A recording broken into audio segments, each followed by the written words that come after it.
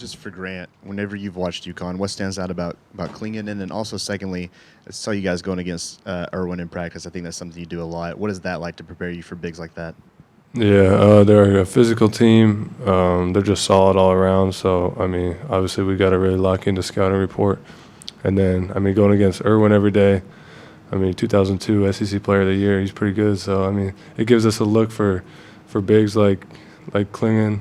And, I mean, it's just a good look every day at practice. Yeah, question for Sam and Rylan. What stands out about their backcourt and just some of the guys they have there? Obviously, their guards are really dynamic. They can score at 3 levels, and they're pretty talented with Newton and Spencer. But I think that we're going to put together a good game plan to hopefully stop those guys.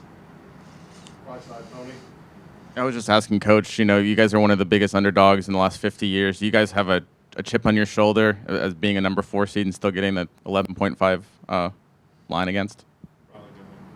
I don't really look at the spread or nothing like that. So, nah, I don't. It don't really We just got to go out and play the game.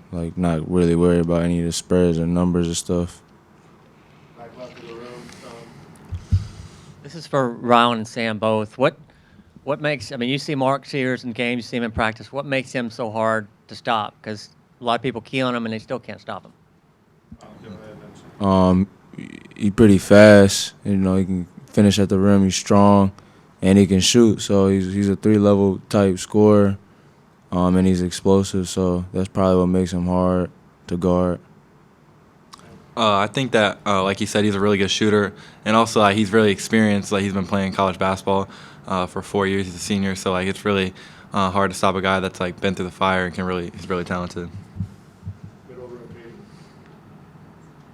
Rylan, I know you said you don't really look at the spread, but for any of y'all, how do you feel like y'all have kind of leaned into or maybe embraced the underdog role at different points throughout this tournament so far, and then again going into this game?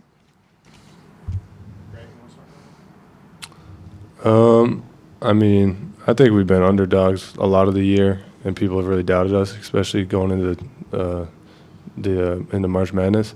It kind of gives us extra motivation to go out there and try to prove people wrong. And yeah, it just gives us motivation. It gives us another thing to work for. Time for a few more. We'll start on the left side right here. Other side. This question's for Rylan. So you've made a lot of wrestling references over the past few weeks, and I wanted to ask you, if you guys beat UConn, what would you compare that to as far as a wrestling moment? I would have to say,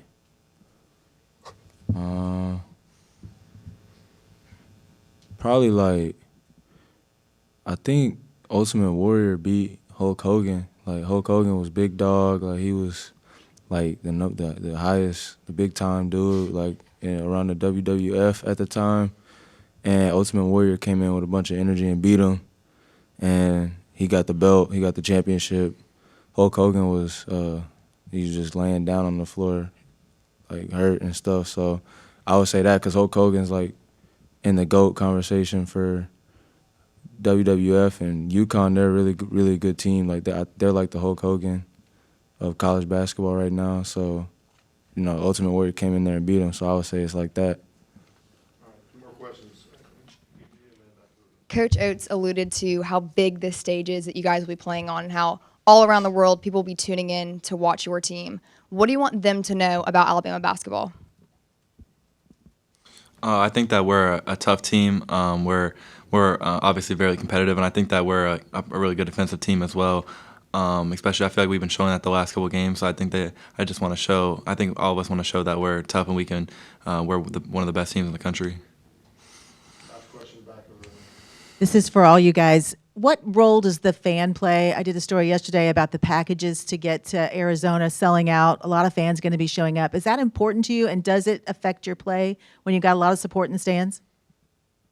Yeah, I feel like it's important just to show the love, but we appreciate them, and yeah, they give us energy, and they help us win games, of course.